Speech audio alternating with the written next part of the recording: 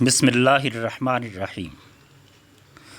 سورہ الحجر 99 آیات پر مشتمل 15ویں صورت ہے جو مکہ معظمہ کے آخری دور میں نازل ہوئی، جس کا آغاز ہی مخالفین کو تنبیہ و انذار سے ہوا کہ وہ وقت دور نہیں جب منکرین پچھتائیں گے کہ کاش وہ کتاب الہی پر ایمان لے آتے، لیکن تب بہت دیر ہو چکی ہوگی۔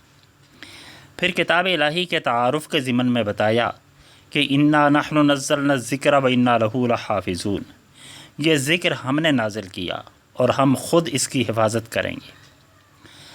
سابقہ الہامی کتب کی حفاظت کی ذمہ داری ان کی امتوں کے سپرد کر دی گئی تھی۔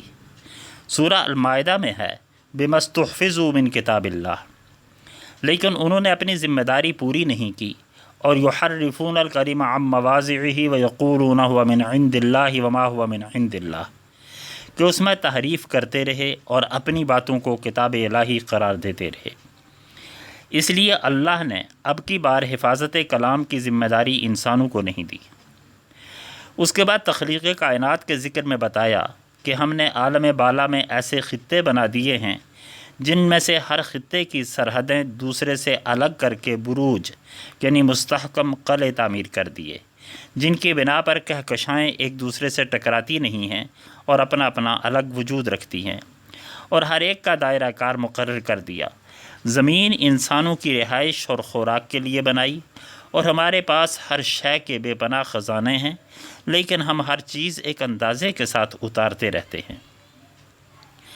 پھر انسان کی تخلیق کا قصہ سنایا کہ اسے مٹی سے تخلیق کر کے اس میں اپنی روح پھونکی اور فرشتوں سے کہا کہ اسے سجدہ کرو۔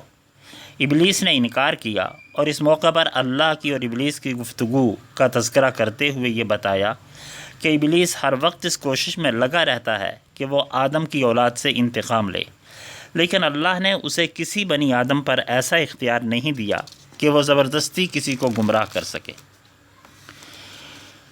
سورہ کے شروع میں مشرکین مکہ کا یہ مطالبہ بیان کیا گیا کہ لو ما تأتینا بالملائکۃ ان کنت من الصادقین، کہ اگر آپ سچے ہیں تو آپ فرشتے کیوں نہیں لے آتے۔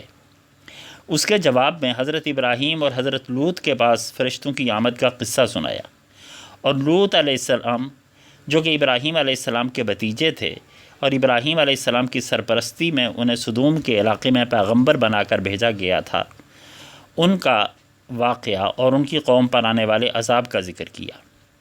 اس واقعے میں بتایا کہ فرشتوں کا آنا کوئی کھیل تماشا نہیں، بلکہ جب فرشتے آتے ہیں تو شہروں کے شہر سدوم اور پیٹرا کی طرح کھنڈرات ہو جاتے ہیں۔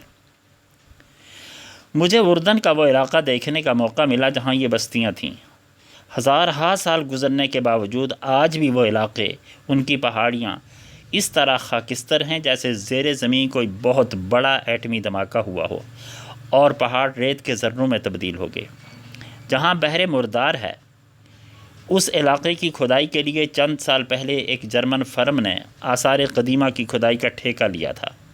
4 سال تک وہاں کام کرتے رہے، اور ایک دن یہ کہہ کر فرم واپس چلی گئی کہ زیر زمین کیمروں کی مدد سے معلوم ہوتا ہے کہ نیچے آگ کا بہت بڑا الاؤ ہے اور کچھ بھی نظر نہیں آ رہا۔